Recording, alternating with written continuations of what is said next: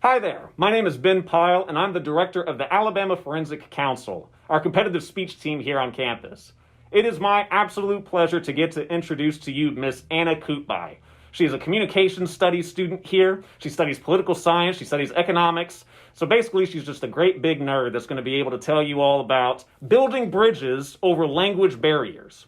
I have been so fortunate to be able to work with Anna over the past couple of years.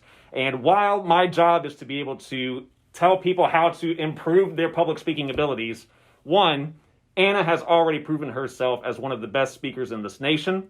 And two, she cares. So I hope that I'm not building up the expectations too high, but what you're going to watch is going to be pretty good. But also, I would be remiss to not point out the size of Anna's heart. That if she is taking the time to talk to you today about overcoming these barriers, I'd give her a listen. It's my pleasure to introduce now Miss Anna Kutbay. Hello, my name is Anna, and my revolutionary idea is that we need to find innovative ways to build bridges over language barriers. So a little bit about me. I'm a political science and economics student. I'm a junior/grad student in the accelerated master's program in economics. My hometown is Morristown, Tennessee, and as Mr. Ben Pyle already mentioned, I'm a competitor on the Alabama Forensic Council, and I'm a researcher at the University Center for Economic Development. And a fun fact about me is that I love punk rock. We all have our guilty pleasures, and this one is mine, so I just thought I would share that. So what is language? It's a concept that I think is never really defined in a way that's very inclusive. When we think of languages, we often only think of the more literal sense, like our spoken language. But we need to start thinking of language as not just literal, like English, but also things like SAS programming, mathematics, reading music, talking about sports, sharing a common interest, having a shared goal. Language can be defined for us as a vehicle to communicate with others in a way that connects us. A language is merely something that unites us. This opens us up to endless possibilities about how we can connect with others, and language becomes no longer a barrier, but a bridge for us to do so. But far too often, it actually remains the opposite. Our old definition of language constricts us, and we remain complacent with the barriers in place. But before we truly begin, a little bit of background about my family. So my dad moved to the United States when he was 17 years old, and the caveat was that he didn't know any English and had barely any money. And a story that he's told me previously is the 7-cab story. I'll share it with you. When he first moved to the United States and landed in New York City, he was given a list of 7 hotels to try to find a room at for his first night in the US. It was kind of like a Jesus, Mary, and Joseph at the end type story. So he gets in the first cab, pays a little bit of his small lump sum, and goes to the first hotel to try to find a room, and there are none. He gets in the second cab to go to the second hotel, no rooms. And this continues until he uses the rest of his money to get into the 7th cab for the 7th hotel, and they finally have rooms. I tell that story not for empathy, but because looking back on it, it's clear that language became an extraordinary struggle for my dad.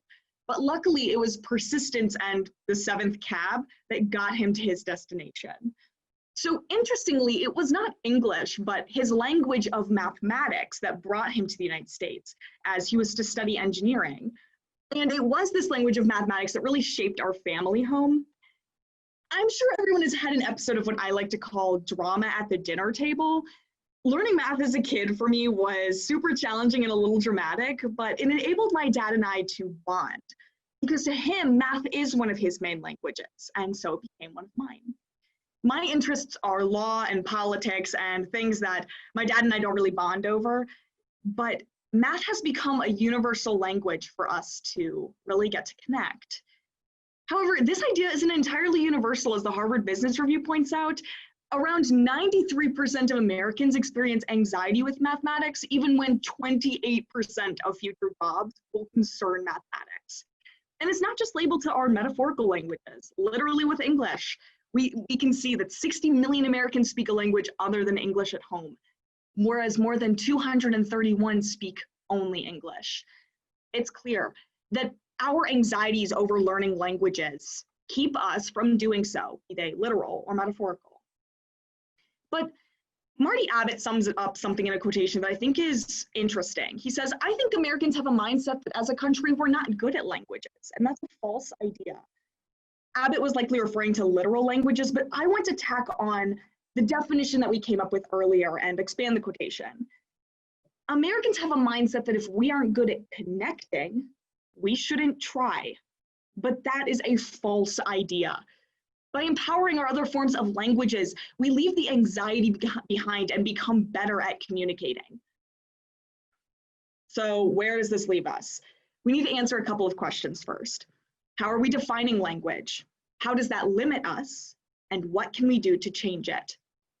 If we only define language literally, we neglect the opportunity to include non-traditional forms of exchange. And this limits us because we remain stuck, unable to cross a barrier that either we have created or that we've encountered. But to change it, we need to rethink not only languages, but the barriers they create. Perhaps it's not a roadblock, but it's instead an opportunity. So I want you guys to pause for a moment and think.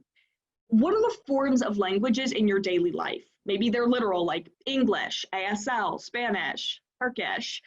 Maybe it's a language like math, science, or SAS programming. Maybe it's just a common interest, like a club or activity, or a mutual trait, like having immigrant parents.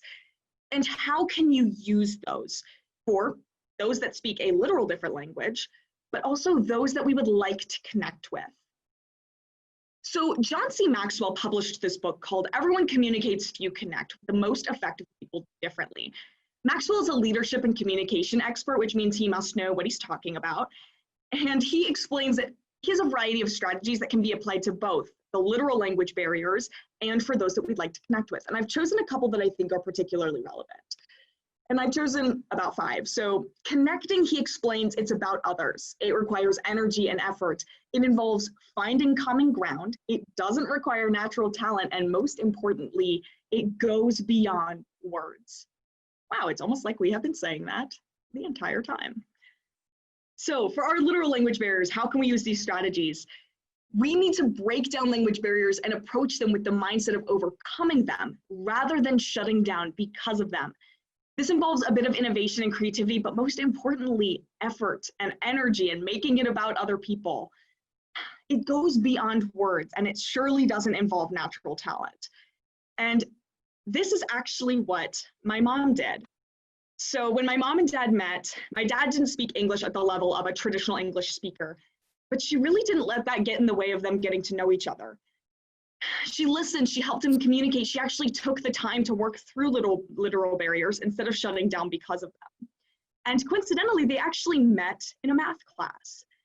Math became the language through which they were able to overcome an impossible barrier.